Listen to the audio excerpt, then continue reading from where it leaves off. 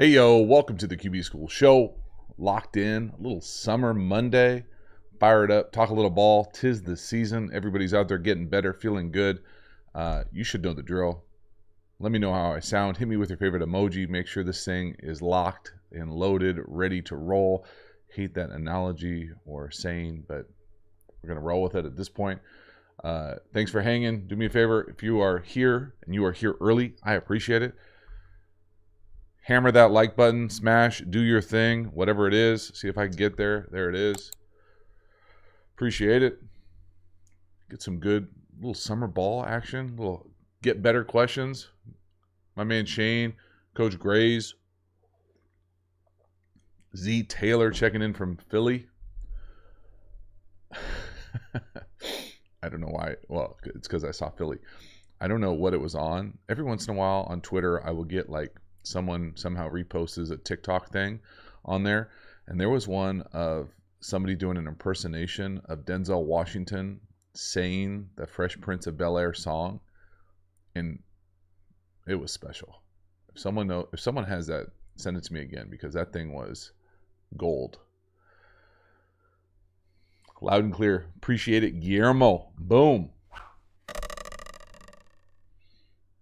Griff talks football right out the gate. Hey, JT, do you know anything about the drift or knife concept? If so, could you explain what they are and what the reads are? Thank you.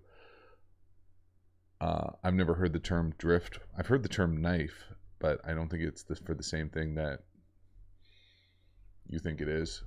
Sorry, every once in a while I have to adjust the autofocus when I'm rocking the hat. But it's baseball season. We got baseball practice here in about hour-ish. The dude. My man, you know you're getting the question read with that name. The dude, what's good, JT? How long does it take to quicken throwing motion for a young QB like Trey Lance? As always, appreciate the great content. My man, El Duderino. I mean, do we think, is he really trying to quicken his motion? It's hard for me to answer that question. I will say anecdotally, I've quickened my motion before, probably from trying to overcorrect, just being able to create more momentum, more arm strength with a bit of a longer circular motion.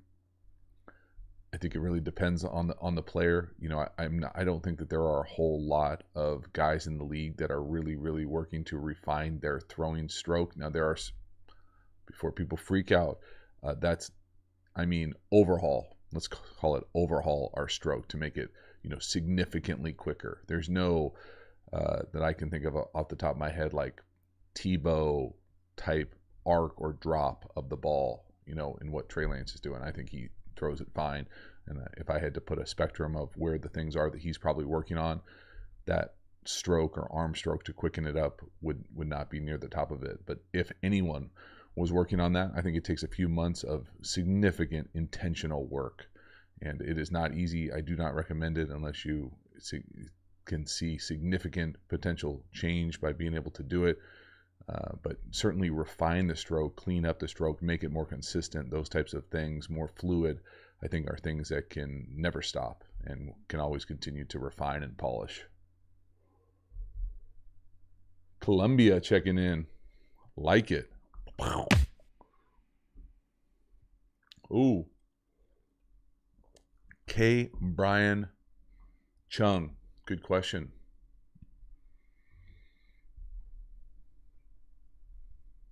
With the hundreds, you get it? 200? Another one? The difference between 2-jet and 200-jet in West Coast world is a simple answer, and it is 3-step. 3 digits, 3 steps. So quick game. 2-jet, 3-jet, usually deeper drop back, usually that mid-intermediate drop back, 5-step drop passing game. And then off the top of my head, I want to say they called it deep 2-jet. I'd have to go back and look at a book, to be honest with you. There was some sort of term to tell the offensive line that's a 7-step drop, which is almost like seeing a dinosaur nowadays in drop back game for a quarterback. Good question, though. Oh, man, some of these names I'm going to struggle with. We'll go Malachor7. Hey JT, what's the hardest thing to adjust to as a QB when transitioning from high school to college to the NFL? I mean, the hardest thing, I would say it really depends on where you're at, what your game is. I would say that's a good question. It's hard for me to refine it to one thing and make it actually kind of meaningful. I would say that each transition was a little bit different. The transition from high school to college was tough. The toughest part for me was just not playing at all. Going from playing to essentially redshirting, which really was a pseudo not play year in Division II ball for me, or my experience, my choices, to then being the fourth guy that second year, not playing, not traveling. So really 2 years of 18 months of not playing football. That was the hardest part. In the league, the transition was just, everything was different. And I guess everything was different in college, but there was still some carryover. I had kind of slowly immersed myself over the summer in the program, so it didn't feel like quite as much as everything is new. In the league, travel is different. The preparation is different. It's all year round. The volume, the inventory of offense was significantly more. Those types of things that really made that first year a little bit different. That was what I'd say the hardest thing individually is. But I mean, both of them I didn't play immediately. So that is, I guess, a benefit and a drawback. Certainly the college one was a drawback. Just not playing for that long, I thought really kind of stunted my experience right at the gate. It's a good question, though. Let me know if you think that there are different, especially for people in the chat, if you have had experience going from high school to college, what you think the biggest differences are. I'm always curious to see if I kind of have like a outlier experience.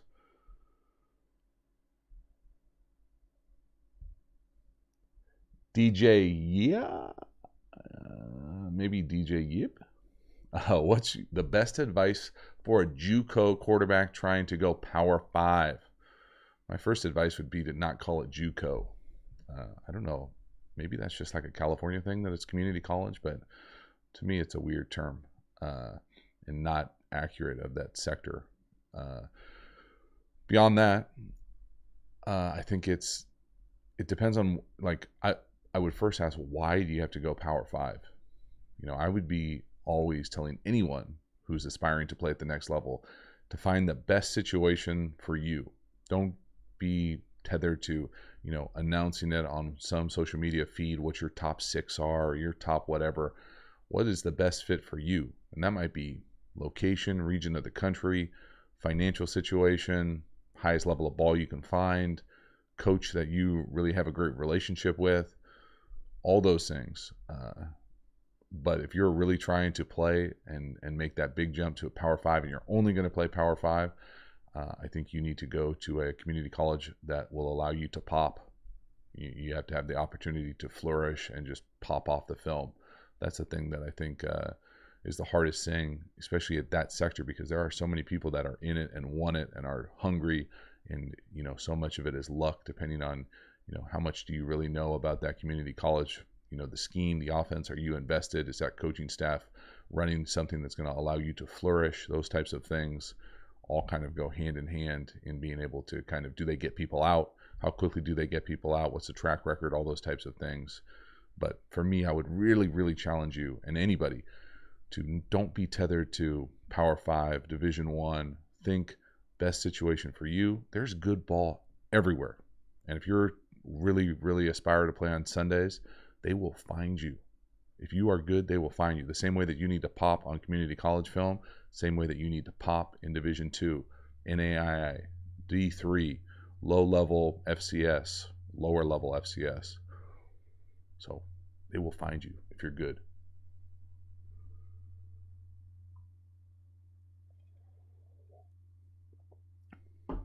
Oh, man. Quentin. I know I need to do more. Well, we'll see. I was going to say I need to do more videos on the books, but it's always kind of a weird thing to do a video review on a book. I will say Been going back and forth with my man Bass. This book that he recommended recently, put him on blast right now on a little YouTube live. This is not for me. Okay, and I haven't finished it. First of all, can I give you a quick recommendation for everybody who reads books? This is something I stole from a guy named Tom Thomas. Do a little, like, make the bookmarks photos of your family. Couple reasons. Why? Or just photos of anything you like, postcards, whatever. Why? Because it's fun to see, good reminders every time you open the book. And someday, hopefully, my kids might read, not necessarily the football books, but other books in here, and they get an opportunity to see not only themselves, but when I read the book, how old were they, what part of my life I was going through when I experienced the book. So a little trick of the trade. But for this is not my favorite book. I'm a big fan of this guy. Obviously, probably one of the greatest, if not one of the greatest college football coaches of all time. And I'll tell you why I'm not a huge fan of this book. This book, for two reasons. One, see if I can get it to focus here first. Nope. This book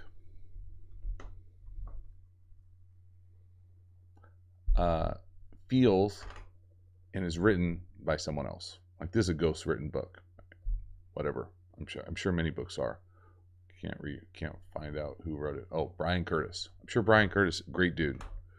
Okay, but he, to me, doesn't quite capture Saban's tone and vibe. Now, you can tell that there are stories in here that Saban obviously has told at a high level, but the overall kind of flow and the conversation of the book, to me, doesn't feel like Saban's voice. So that's my first major thing about it. The next is, I just don't, and I might have said this before on the channel, so forgive me, I just don't dig list literature. And what I mean by that is, like, turn on any page, lesson 1, listen twice as much as you talk. Lesson 2, know when to show up and when to speak up. Like, I'm looking for, when I'm, especially like leadership books, and this is more leadership-y than football X's and O's to me, I'm looking for like the nuance. Like, I want the details of what it's like to be able to, learn what it really is like to influence. Like, how does he really influence that group? How does he really recruit? Not a list of 7 things like, listen more, you have 2 ears, 1 mouth. Like, I don't know. I think that the oversimplification of some of those books are a bummer. I'm going to get on Bass about it. I already texted him, so he knows it's coming, but he won't get hurty feelings. It's just, that's the type of stuff I'm looking for, as opposed to this one that I've been reading and rereading. I love this book so much. You guys just caught me having this on my desk. I think I've already talked about this book on the channel. I just read it and then I reread it because the guy is unbelievable. It's like probably my favorite American book.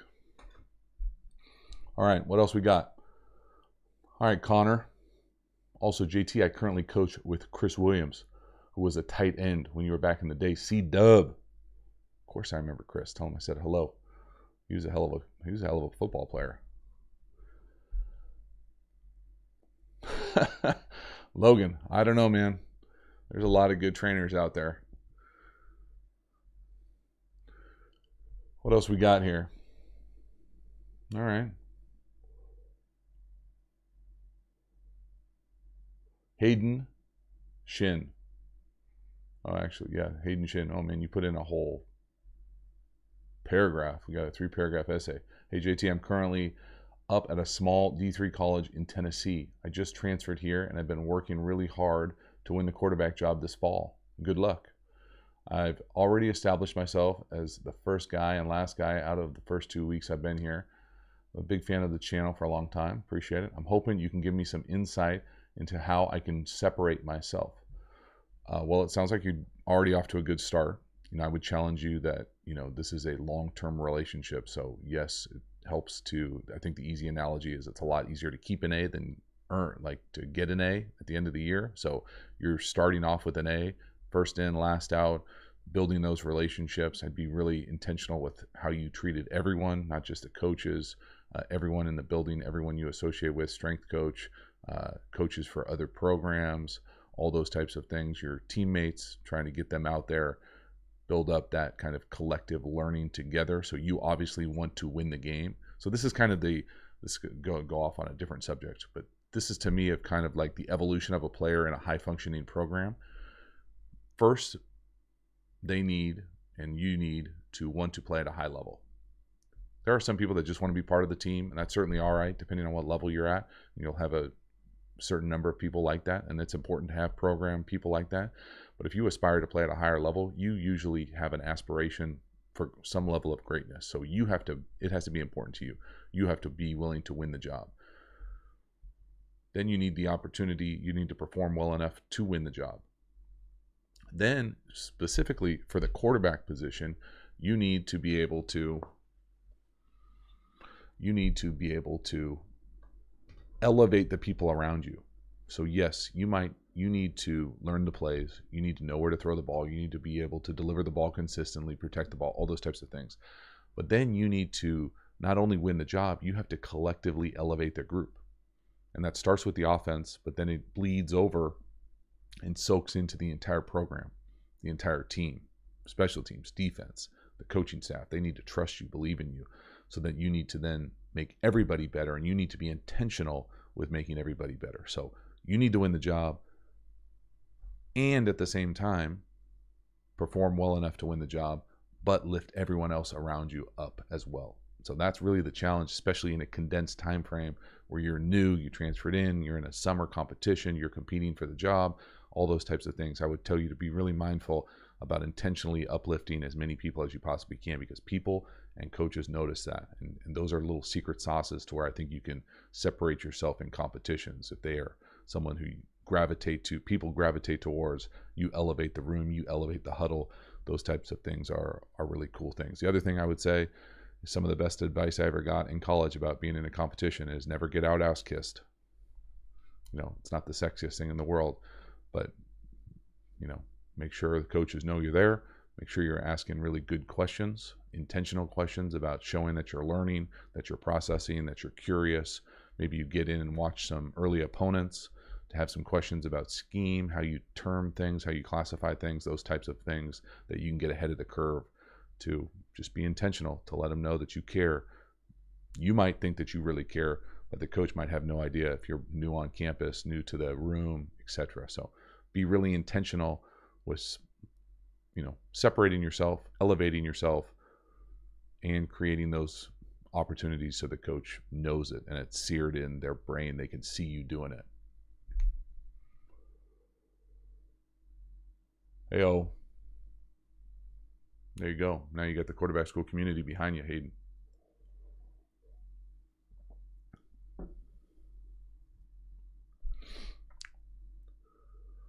What else we got here? We got 50 of our closest friends hanging out a little summer live. I feel like summer is like the ultimate time. Well, not really. The ultimate time to get better is winter and spring. That's where you can really kind of make huge jumps, but where you can really like refine how well you will play on Saturdays, Sundays, Friday nights is summer, man. Summer throwing with your teammates, competing, those types of things, man. Good stuff. Chase.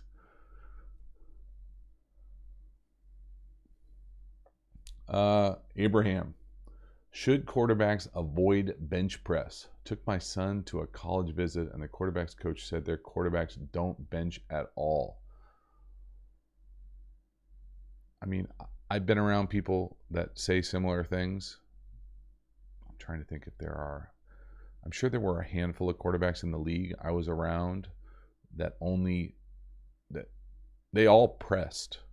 Some of them might not have barbell bench pressed, but they all did.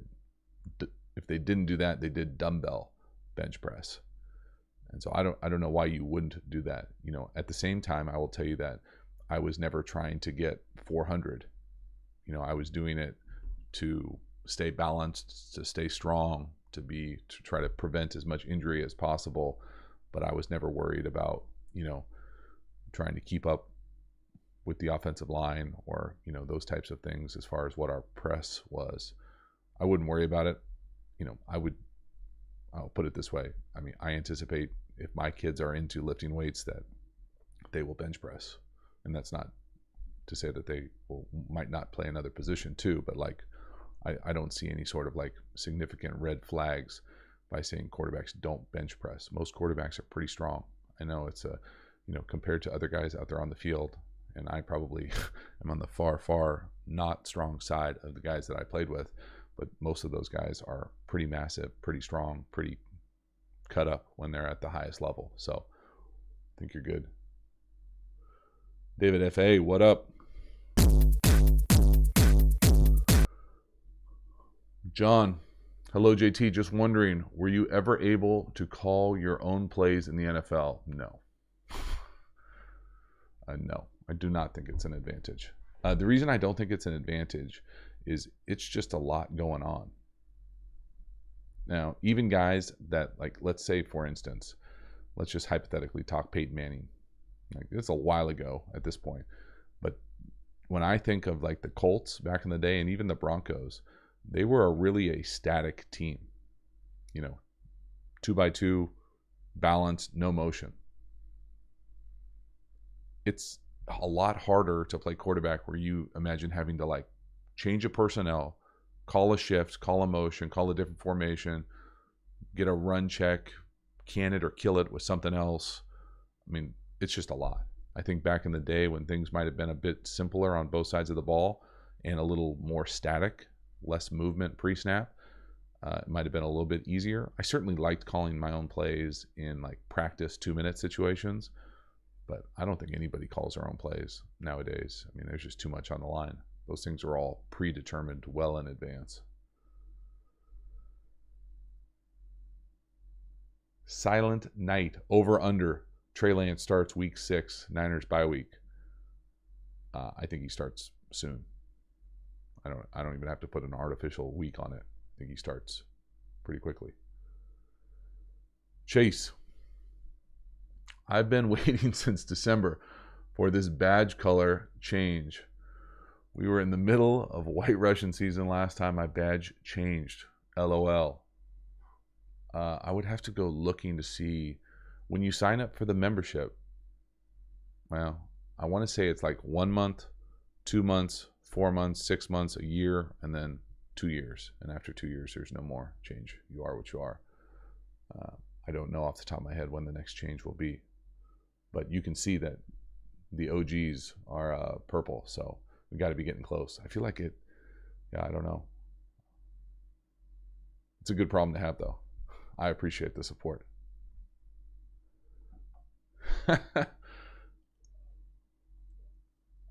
How do you think Jared Goff will do under Anthony Lynn as OC? I mean, I'm not sure if it matters who's the OC or what. I think that organization, I don't know Dan Campbell personally very well. Maybe we cross paths somewhere. I just think it's a difficult organization to be successful at. It doesn't matter who your OC is, doesn't matter who your quarterback is. It's just shown over the course of generations to be a difficult place to win. So,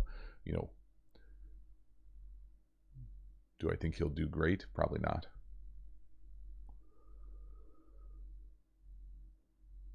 All right, let's do a couple more here. Do me a favor. If you are here on this live and you haven't already, check out the free Quarterback School Quick Game course. The link is in the description. We're going to have some new courses coming out here pretty soon. Start filming really soon. Excited. Tempo course, quarterback run game course.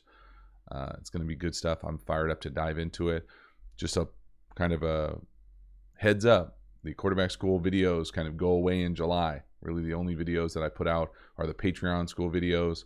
So July, I always think of July as like the NFL kind of break month. So we're going to take a break and just enjoy, do some other content, and be excited to hit the ground running in the fall. So maybe, what is today? Monday the 21st. We'll probably get another live in here, and then we'll go our separate ways for July, enjoy July, and come back ready to roll for a fall that should be pretty sweet on a number of different levels. Fun out here for things to be kind of semi back to normal across the board.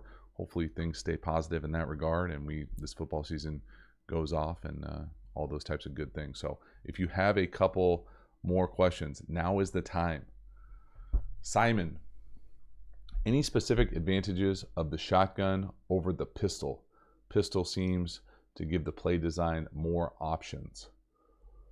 When you say shotgun, I'm assuming you mean like shotgun sidecar, like with the back off to the side, not just shotgun, because I think of shotgun and pistol as the same thing. So pistol to me, few different things. Immediately, I think that the angle for the back can be a little bit better depending on if it's downhill or outside kind of zone-ish type runs. I think the play action is a little bit better at a pistol.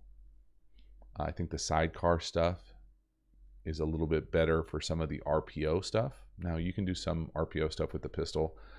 I think pistol is very difficult to do 6-person protection in, or ask the back to have any sort of protection. So it's basically telling the defense that he's not part of the protection unit, at least not a drop back protection unit. So there are advantages to both. We, at the high school level, we live in both. Some are tethered to specific runs, some are tethered to specific play actions, some are tethered to specific motions or different concepts. I think being multiple is probably the most important thing, just so you don't get a beat. The defense can't get a beat on where your back is. I think that's an easy clue for playing RPO teams. Hey, are they always cross key in the back? Is the back always coming across the formation for the RPO run? Do they do same side run? Do they do pistol run? What did they do out of the pistol? Those types of things. So as long as you keep it multiple enough, I think that there's advantage to both. I wouldn't live in either. I hope that makes sense. Boom. Simon, there you go. Randall, what are your thoughts on John Gruden as an offensive coach? I mean, he's been doing it at a really high level for a really long time. Well, that's not true. He took a long time off. I think I'm not going to come out and like make some sort of sweeping judgment about kind of the second wave for him with the Raiders quite yet. I'm still kind of fascinated to see what ends up happening with the Carr situation and the kind of rhetoric around that position for them and what it looks like. I think he's still on like a 7-year contract. So we're going to see this thing is going to solve itself one way or the other. I can tell you that I was in Vegas a couple weeks ago, and that stadium is pretty awesome. Pretty awesome. I think I hadn't been to Vegas in so long. I didn't realize where it was and how sweet it was. So it certainly feels like it's kind of set up, teed up, ready to kind of go off in that town for everything right. You know, when I think John Gruden in the past, I think heavy verbiage, kind of a comprehensive run game, old school West Coast pass game, you know, those types of things. I'm sure he has evolved. I don't know anything about the details of what they're doing offensively, other than the fact that, you know, it always seems like it's never as smooth as they want it to be. All right. Maybe one more. Hit me with something good out of the box. I tried to do a survey thing in here before I started the chat, but maybe I'll start the chat next time with a little like live survey of some kind, because we need something good here to close this thing out. Oh, I know. Let's just go for fun. Does anyone know, first person to answer correctly, the shirt in the chat?